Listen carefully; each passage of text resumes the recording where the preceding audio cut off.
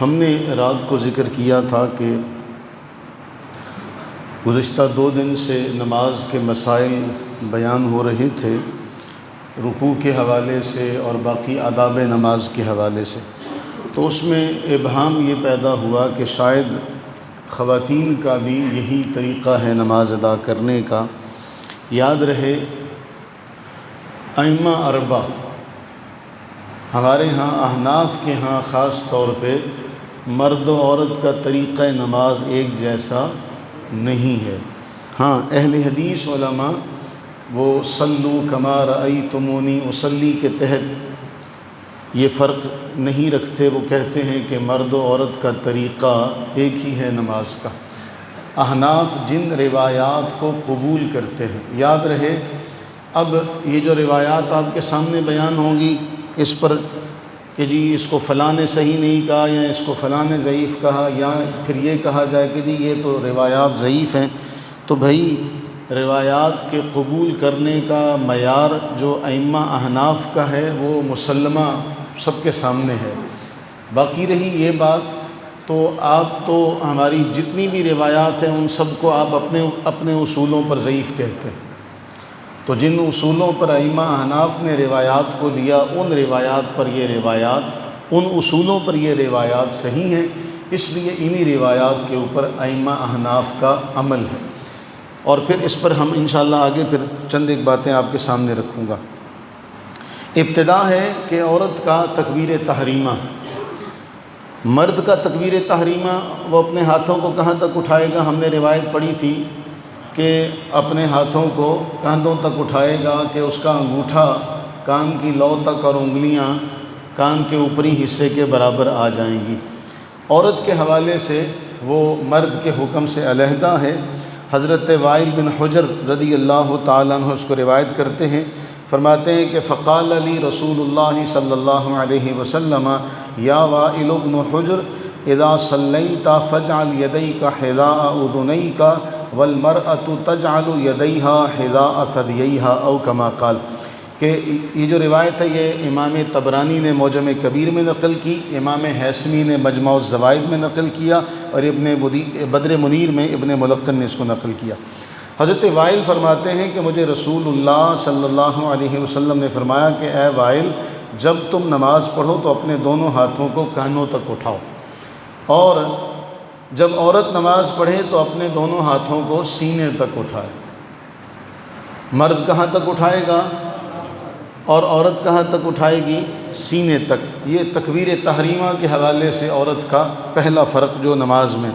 دوسری حدیث اس حوالے سے مصنف ابن ابی شیبہ کی یہ روایت ہے، اور امام ابن ابی شیبہ جو امام بخاری کے اور امام مسلم کے استاذ ہیں، آپ نے اس روایت کو نقل کیا کہ حضرت عطا، یہ عطا بن ابی رباح یہ تابعی ہیں، ان سے سوال کیا گیا سئل عن المرأة کیف ترفع یدیہا فی الصلاۃ، کہ عورت نماز میں اپنے ہاتھوں کو کیسے اٹھائے گی، کیفیت کتنی کیا ہوگی، کہاں تک اٹھائے گی؟ فرمایا حذو ثدییہا، کہ عورت اپنے ہاتھوں کو نماز میں سینے تک اٹھائے گی۔ کہاں تک اٹھائے گی؟ سینے تک۔ اب یہ سوال کیا گیا تھا حضرت عطا سے۔ یہ حضرت عطا کون ہیں؟ اس کا آگے آپ کے سامنے میں حوالہ رکھتا ہوں۔ یہ 114 ہجری میں ان کی وفات ہوئی۔ کب؟ 114 ہجری میں ان کا سن وفات ہے۔ عطا بن ابی رباح اللہ تعالیٰ نے انہیں اتنا نوازا تھا کہ بہت سے صحابہ کرام علیہم رضوان کے فیض یافتہ، نمبر 1۔ نمبر 2، مفسر قرآن حضرت سیدنا عبداللہ بن عباس رضی اللہ تعالیٰ عنہما فرماتے اے اہل مکہ، جب تمہارے پاس عطا موجود ہیں تو میرے پاس آنے کی کیا ضرورت ہے؟ نمبر 1۔ اچھا پھر اس میں حضرت عبداللہ بن عمر رضی اللہ تعالیٰ عنہما کا جملہ، حضرت عبداللہ فرماتے ہیں تجتمعون لی المسائل وفیکم عطا، تمہارے اندر عطا موجود ہیں تو مجھ سے مسائل پوچھنے کیوں آتے ہو؟ 2 جلیل القدر اپنے دور کے عظیم صحابی حضرت عبداللہ بن عمر اور حضرت عبداللہ بن عباس رضی اللہ تعالیٰ عنہما کا حضرت عطا کے بارے میں یہ فرمانا کہ ان کے ہوتے ہوئے تم ہمارے پاس آتے ہو۔ یہ بات واضح ہے کہ اللہ تعالیٰ نے حضرت عطا کو پھر کس قدر نوازا تھا، اور حج کے زمانے میں یہ اعلان ہوا کرتا تھا اس دور میں کہ عطا کے سوا کوئی فتویٰ نہیں دے سکتا، عطا بن ابی رباح کے سوا کوئی فتویٰ دینے کا مجاز نہیں ہے۔ 114 ہجری میں ان کی وفات ہوئی۔ ان سے سوال ہوا تھا کہ عورت نماز میں اپنے ہاتھوں کو کہاں تک اٹھائے گی، تو آپ نے فرمایا تھا سینے تک اٹھائے گی۔ پھر اس کے بعد ایک اور روایت جو مصنف عبد الرزاق میں بھی ہے اور مصنف ابن ابی شیبہ میں بھی ہے، ابن جریج کہتے ہیں کہ میں نے عطا سے سوال کیا، حضرت عطا رحمہ اللہ سے میں نے سوال کیا، اتشیر المرأۃ بیدیہا کالرجال بالتکبیر، کہ کیا عورت جو ہے وہ تکبیر تحریمہ کہتے وقت مرد کی طرح کا اپنے ہاتھوں کو اٹھائے گی؟ قال لا، کہا نہیں، لا ترفع بذلک یدیہا کالرجال، وہ مردوں کی طرح اپنے ہاتھوں کو نہیں اٹھائے گی۔ واشار فخفض یدیہ جدا وجمعہما الیہ وقال ان للمرأۃ ہیئۃ لیست للرجل، کہا کہ جب عورت تکبیر کے لیے ہاتھ اٹھائے تو مرد کی طرح نہ اٹھائے، مرد کی طرح کانوں تک نہ اٹھائے، بلکہ بہت ہلکا سا اٹھائے گی، پست یعنی کرے گی، اس طرح اٹھائے گی۔ ایک خاص حیت ہے جو عورت کی مرد سے ملتی نہیں ہے، اس لیے یہ اپنے ہاتھوں کو بڑا آہستہ سے اٹھائے گی، مرد کی طرح نہیں اٹھائے گی، اپنے سینے تک اٹھائے گی۔ اگلی روایت مصنف ابن ابی شیبہ کی، امام اوزاعی حضرت امام زہری سے پوچھتے ہیں، امام زہری سے سوال کرتے ہیں کہ تو وہ ذکر کرتے ہیں ترفع یدیہا حذو منکبیہا۔ امام زہری کا سن وفات ہے 124 ہجری، عطا کا 144، امام زہری کا 124۔ امام زہری نے بھی یہ بیان کیا کہ ترفع یدیہا حذو منکبیہا، کہ عورت اپنے ہاتھوں کو کہاں تک اٹھائے گی؟ کاندھوں تک۔ حضرت وائل سے حضور نے فرمایا تھا، اور اس کے بعد حضرت عطا اور حضرت امام زہری نے اس بات کو بھی ذکر کیا کہ عورت کہاں تک اٹھائے گی؟ سینے تک اٹھائے گی۔ ایک مسئلہ واضح ہوا کہ عورت کا تکبیر تحریمہ مرد کی طرح نہیں ہے، مرد اپنے ہاتھوں کو کانوں تک اٹھائے گا، عورت اپنے ہاتھوں کو سینے تک اٹھائے گی اور بڑا ہلکا سا اشارہ کرے گی۔ اب عورت کا قیام، رکوع، سجدہ، مصنف ابن ابی شیبہ کی روایت ہے 5067، ابن جریج کہتے ہیں کہ عطا نے فرمایا تجمع المرأۃ یدیہا فی قیامہا ما استطاعت، اپنے ہاتھوں کو جمع کر کے رکھے، ایسے کشادہ کر کے نہیں بلکہ جمع کر کے ہلکا سا اٹھائے گی تاکہ پردے کا اہتمام ہو سکے، تاکہ پردے کا اہتمام ہو سکے۔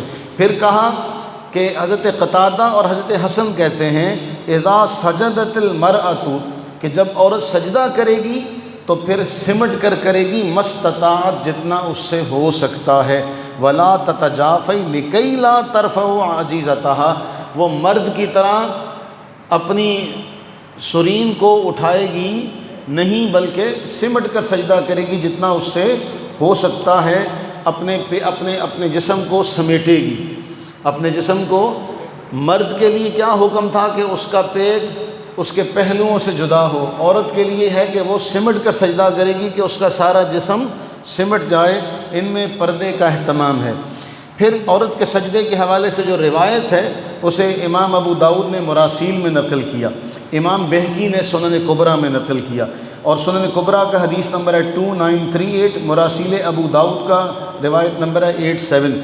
یزید بن ابی حبیب کہتے ہیں کہ ان رسول اللہ صلی اللہ علیہ وسلم مر علی امرأتین تصلیان، کہ رسول اللہ صلی اللہ علیہ وسلم کا گزر ہوا دو عورتوں کے پاس سے جو نماز ادا کر رہی تھی، فقال، آپ نے فرمایا اذا سجدتما فضما بعد اللحم الى الارض فإن المرأة ليست في ذلك كالرجل، کہ جب تم سجدہ کرو تو جسم کا کچھ حصہ زمین سے ملا لیا کرو، اس لیے کہ عورت کا حکم سجدے کی حالت میں مرد کی طرح نہیں ہے۔ عورت کا حکم سجدے میں مرد کی طرح، مرد کو حکم کیا تھا؟ ہم نے کل پڑھا تھا کہ جب رسول اللہ صلی اللہ علیہ وسلم سجدہ کرتے تو نیچے سے بکری کا بچہ گزر جاتا، جبکہ خواتین کے لیے، عورت کے لیے فرمایا کہ اذا سجدتما فضما بعد اللحم الى الارض، کہ جب تم سجدہ کرو تو اپنے جسم کا حصہ زمین سے ملا لیا کرو، مراسیل کی روایت۔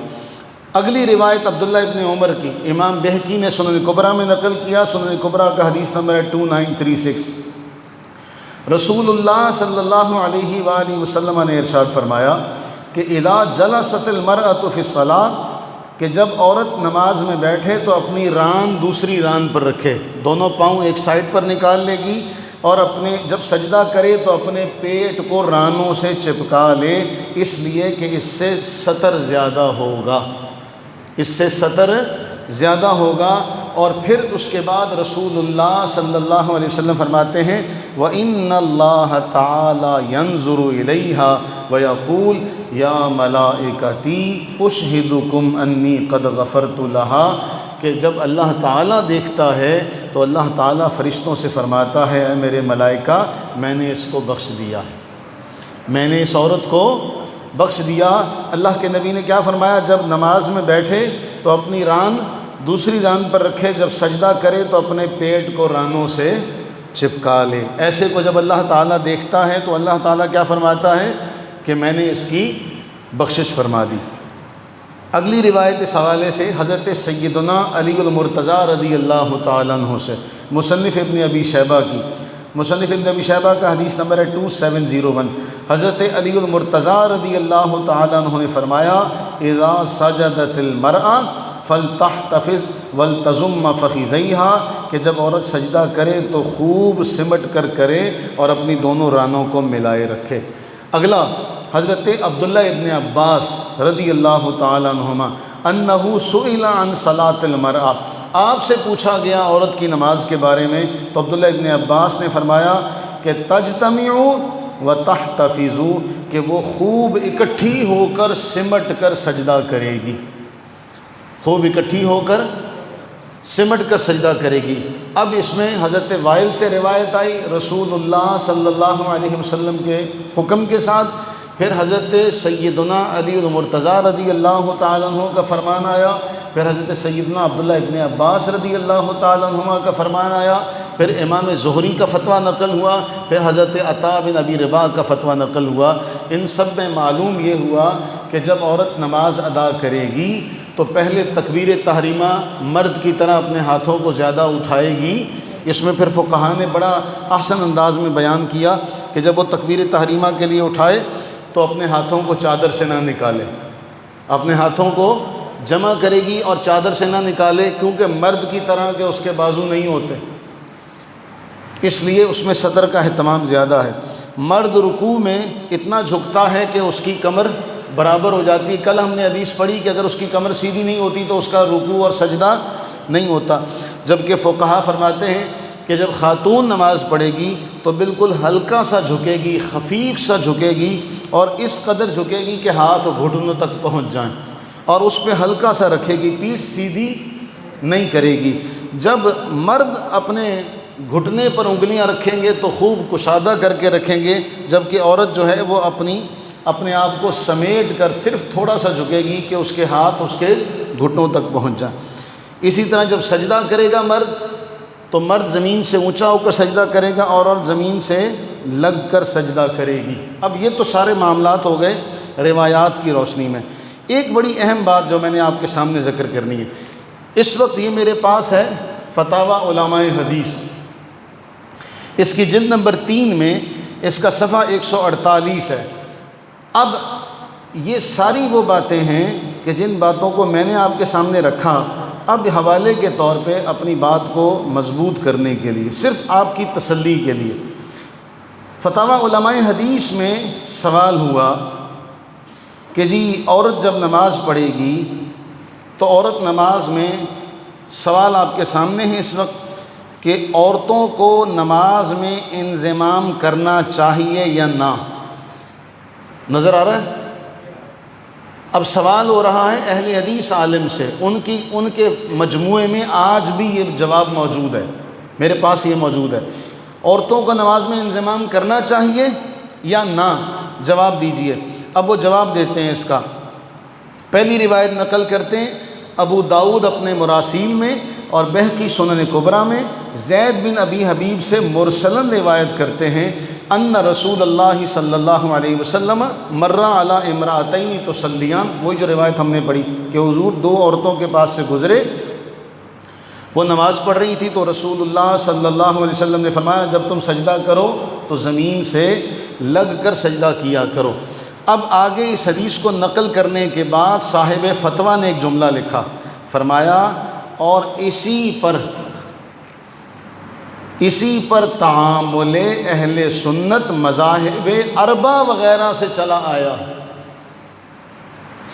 حنفی، شافعی، مالکی، حنبلی، یہ سارے مذاہب اربعہ اہل سنت کا اسی پر عمل ہے کہ جب عورت نماز پڑھتی ہے تو کیا کرتی ہے؟ سمٹ کر نماز پڑھتی ہے۔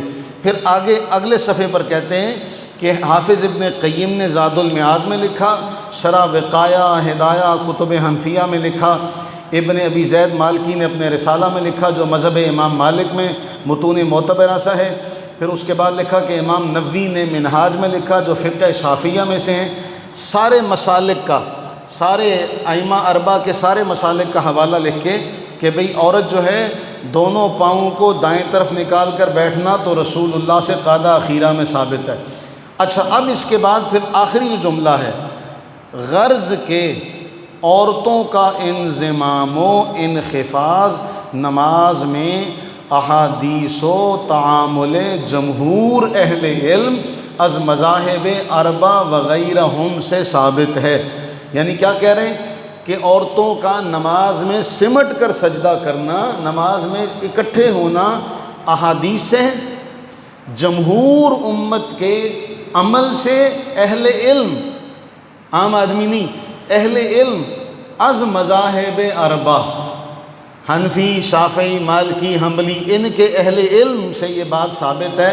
اگلا جو جملہ ہے، اس کا منکر کتب حدیث اور تعامل اہل علم سے بے خبر ہے۔ کس کا منکر؟ کس کا منکر؟ عورت کے سمٹ کر جو سجدہ کرنے کا انکار کرتا ہے کہ جی عورت جو ہے وہ مرد کی طرح سجدہ کرے گی، فرمایا اس کا منکر کتب حدیث سے بھی بے خبر ہے، کتب حدیث کی بھی اس کو خبر، اور تعامل اہل علم سے بھی بے خبر ہے۔ تعامل اہل علم یعنی اہل علم کا اس پر عمل ہے، اہل علم کا ایک بات پر عمل ہو تو اس پر سارے لوگ کرتے چلے آتے ہیں۔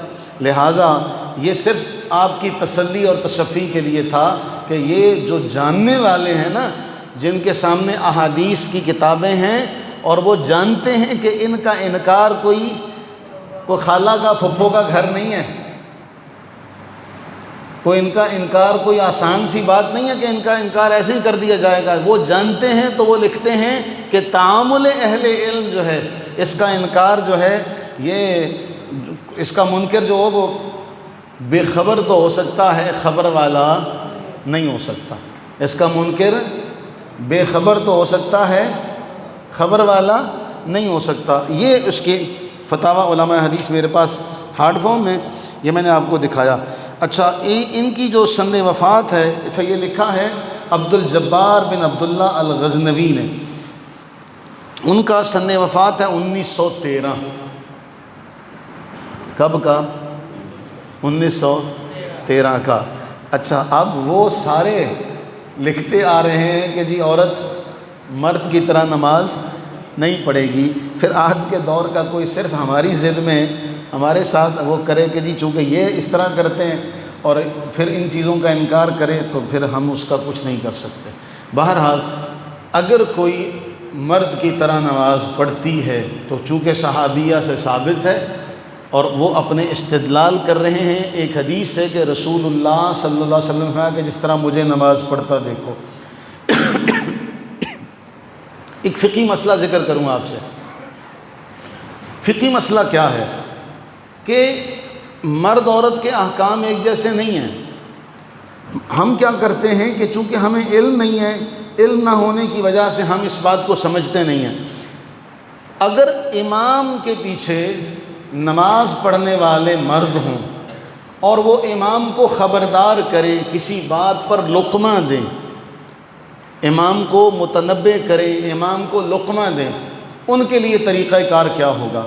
شروع میں ایسے ہوا، رسول اللہ صلی اللہ علیہ وآلہ وبارک وسلم تشریف لائے اور نماز کھڑی ہو چکی تھی۔ مفہوم حدیث سنا رہا ہوں صحیح بخاری کا۔ اب صحابہ سارے نماز میں موجود تھے، رسول اللہ صلی اللہ علیہ وسلم تشریف لائے تو صحابہ خبردار کرتے ہیں، کیسے؟ پتہ چلے حضرت صدیق اکبر کو کہ رسول اللہ صلی اللہ علیہ وسلم تشریف لا چکے ہیں۔ اب اس کے بعد اللہ کے نبی صلی اللہ علیہ وسلم نے فرمایا یہ تو عورتوں کے لیے ہے، اسے کہتے تصفیق۔ یہ کس کے لیے ہے؟ عورتوں کے لیے۔ مرد کے لیے ہے سبحان اللہ۔ مرد جب نماز میں لقمہ دے گا اپنے امام کو تو مرد کیا کہے گا؟ سبحان اللہ۔ اس کو امام کو پتہ چل جائے کہ میں نے کوئی غلطی کر دی ہے۔ عورت نماز میں موجود ہو، امام غلطی کر لے، عورت اس کو زبان سے لقمہ نہیں دے سکتی۔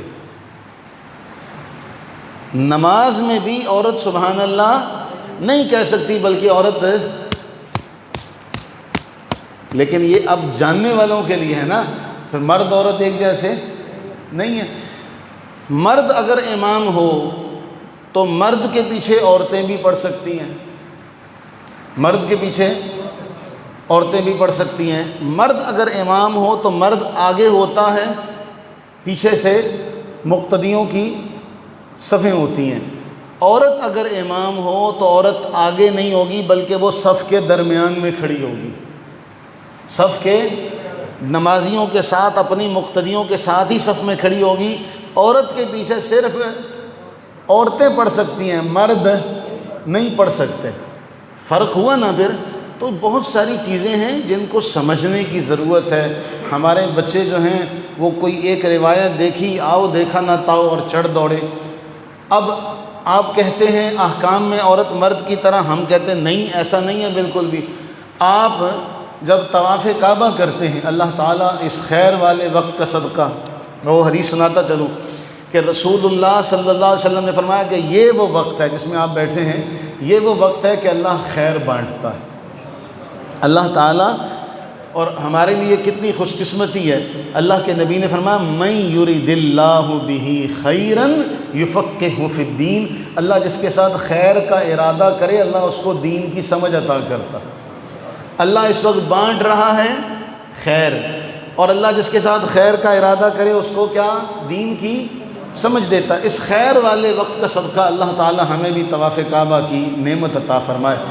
تو مرد جب طواف کرتا ہے، ہمارے ہاں چاچا جی بیٹھے ہیں، اللہ تعالیٰ نے ان کو بڑی بار نوازا ہے، جو مرد طواف کرے گا وہ پہلے کچھ چکروں میں کیا کرتا ہے؟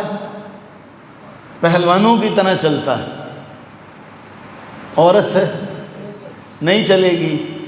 مرد کے لیے 2 چادریں ہوتی ہیں احرام کی، سفید انسلی، عورت کے لیے ایسا نہیں ہے۔ مرد کے لیے 2 انسلی چادریں ہوتی ہیں، اس کے علاوہ کوئی تیسرا کپڑا وہ نہیں پہنے گا۔ عورت وہ اپنے گھر کے لباس میں ہی احرام میں ہوتی ہے۔ صفا مروہ پر 2 جو جگہ ہوتی ہے، مختصر جگہ جہاں ہری لائٹیں لگی، وہاں پر کی جاتی ہے سعی۔